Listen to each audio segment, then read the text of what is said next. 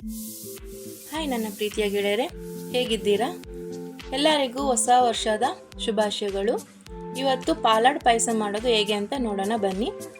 ಬೇಕಾಗುವ ಪದಾರ್ಥಗಳು: ಪಾಲಾಡ್ ಪಾಯಸ ಮಿಕ್ಸ್, ಹಾಲು, ಏಲಕ್ಕಿ, ಗೋಡಂಬಿ, ದ್ರಾಕ್ಷಿ ಮತ್ತು ತುಪ್ಪ. ಒಂದು ಪಾತ್ರೆಯಲ್ಲಿ 1 ಲೀಟರ್ ಹಾಲು ಹಾಕಿದ್ದೀನಿ. ನೋಡಿ ಫ್ರೆಂಡ್ಸ್, ಹಾಲು ಚೆನ್ನಾಗಿ ಕಾಯಬೇಕು. ಅಷ್ಟರಲ್ಲಿ ಪಾಲಾಡ್ ಪಾಯಸ ಮಿಕ್ಸ್ ಹೇಗಿದೆ ನೋಡೋಣ ಬನ್ನಿ. ನೋಡಿ ಫ್ರೆಂಡ್ಸ್, ಈ ಥರ ಇರುತ್ತೆ. ಇದಕ್ಕೆ ಸಕ್ಕರೆ ಬೆಲ್ಲ ಹಾಕೋಂಗಿಲ್ಲ, ಇದರಲ್ಲೇ ಇರುತ್ತೆ. ತುಂಬ ಈಸಿ ಫ್ರೆಂಡ್ಸ್.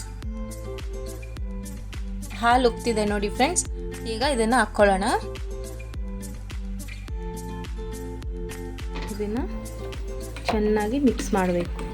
ಮಿಕ್ಸ್ ಮಾಡ್ತಾನೆ ಇರಬೇಕು ಫ್ರೆಂಡ್ಸ್. 5 ನಿಮಿಷಕ್ಕೂ ನೋಡ್ಕೊತಾ ಇರಬೇಕು, ಮಿಕ್ಸ್ ಮಾಡ್ತಾನೆ ಇರಬೇಕು, ಇಲ್ಲಾಂದರೆ ತಳ ಹಿಡಿಯುತ್ತೆ. ಇದು ಮಿಕ್ಸ್ ಮಾಡ್ತಾನೆ ಇರಬೇಕು.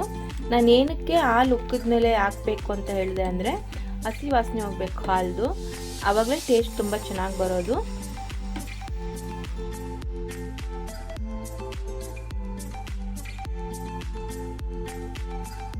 ಇದು ಮಿಕ್ಸ್ ಮಾಡ್ತಾ ಇರಬೇಕು.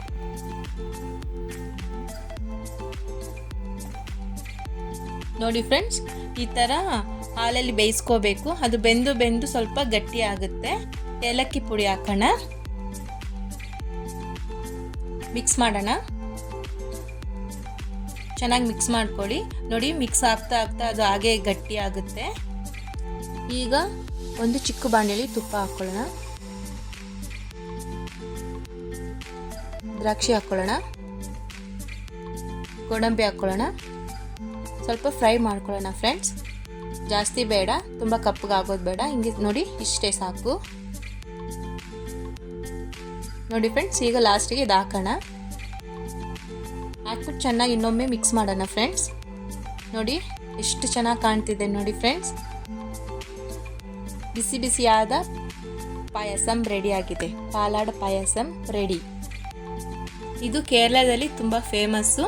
ನನಗಂತೂ ತುಂಬ ಇಷ್ಟ ಆಯಿತು. ನಿಮಗೂ ಇಷ್ಟ ಆಗುತ್ತೆ, ಖಂಡಿತ ಟ್ರೈ ಮಾಡಿ ಫ್ರೆಂಡ್ಸ್. ನಿಮಗೂ ಇಷ್ಟ ಆದರೆ ಲೈಕ್ ಮಾಡಿ, ಕಮೆಂಟ್ ಮಾಡಿ ಮತ್ತು ಸಬ್ಸ್ಕ್ರೈಬ್ ಮಾಡಿ. Thank you friends.